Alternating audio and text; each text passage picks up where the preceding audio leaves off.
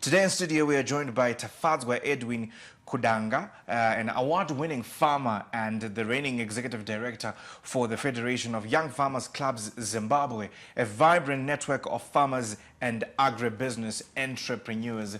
Good morning, Tafadzwa. How are you doing? Great, thanks. Thank you for having me. Yeah, I was asking you, that blazer, it's FYFCZ Pace Setter. What do I have to do to get that blazer? Oh, well, basically, you have to show that you're the best of what you do. So this is a blazer that is awarded to the top producing young farmers in different disciplines, whether it's horticulture, apiculture, aquaculture, what have you. So you just don't wear it? No, you don't just. You just it's earned. It's earned. You earn your stripes. Definitely. Now, getting straight into the conversation, what inspired you to take on the role of executive director at FYFCZ, and what's your vision for that? Look, listen, it was the deep passion that I have. I'm someone who's really passionate about youth empowerment, about inclusivity, you know, about actually getting to help the younger generation of people to start farming from a younger generation. And this is something that the Federation is really aligned with and has been doing and championing for over 14 years now. So I really just hit head on that through that passion and drive.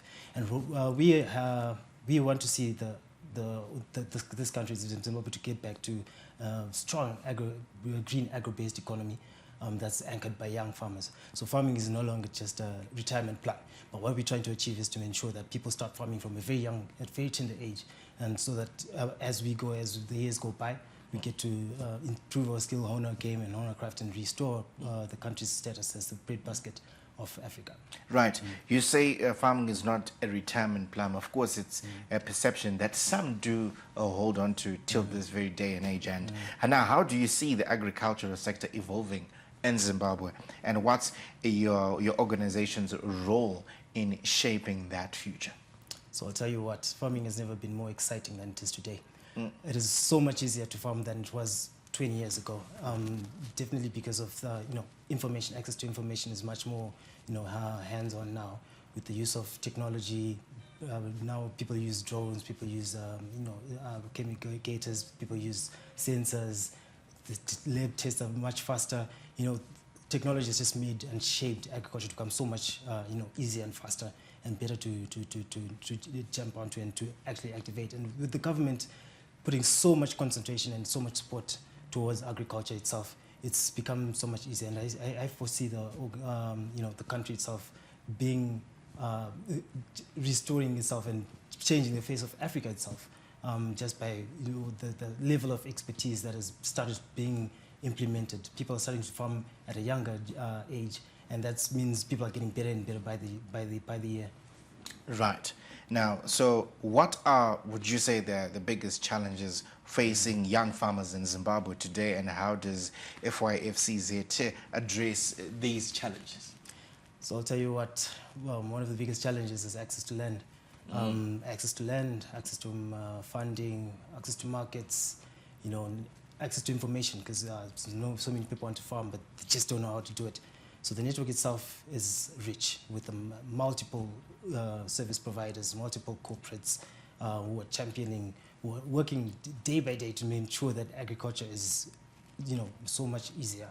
And by bringing these people together and working hand in glove with the government, which is supporting us very much in our operations, it's become so much easier to delve into that. So as an organization, we are there to bridge the gap between the farmer and all these organizations. So we connect the farmers to service providers, to government programs. We champion and we push government programs and help people align, because as much as information can be there, it's difficult to get it out to the outskirts, to the marginalized areas and marginalized groups, other districts.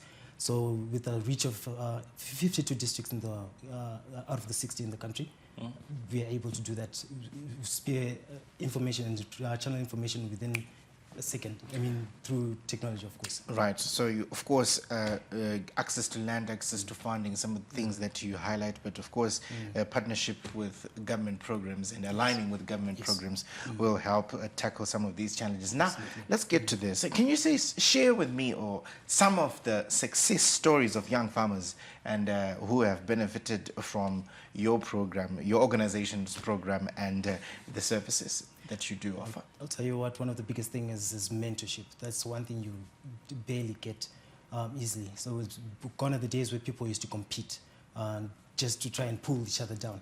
But now this need to create an environment where we change and exchange knowledge, and there's a lot of knowledge transfer within the organization.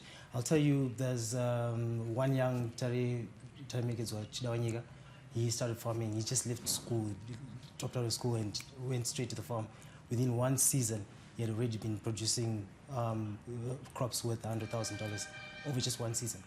One season? After a year learning, obviously for a year, under the mentorship of one of our esteemed farmers, Mike Ntasa. Yep. And then we have another guy recently, just 2 weeks ago, we had a field day for Fungai Makoni. He started farming around 2014, just doing 2 hectares. But would you believe it if I told you that today he's sitting on about 15,000 hectares of production across the one? So access to land, we were talking about that. But then the government has made it much easier through joint venture, agreements. So people because we have that number of members on the database, we're able to identify people who don't have land and people who have land but don't have the knowledge, and then bring them together and help them to mentor each other, partner, and which makes production much easier. Right. Now, I want you to talk to me about this. How does your organization facilitate access to land, markets, funding, mentorship, and training for its members? Just, in a few seconds. Yeah. So, access to land, like I mentioned, obviously on our database we have a number of farmers who have land and not really capacity to utilize all of it. That's where we come in with fostering that JV program that the government is running at the present moment. We ensure that we connect the farmers to farmers who have, or landowners rather.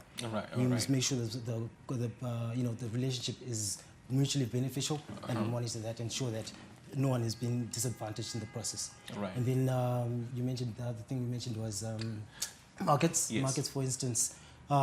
It's exciting to know that exporting was very difficult over the years, but one of our members, one of our mentors, Clarence Mwale, was able to come up with a brilliant concept, and is now enabled small-scale farmers to start exporting by, as little, you needed large tracts of land, you needed a huge spin to export markets, but now you can do that even off a quarter of a hectare. You can actually get into a program where you can, we can consolidate farmers to grow certain things and go to markets, and then to export products. That's how we've hacked the system.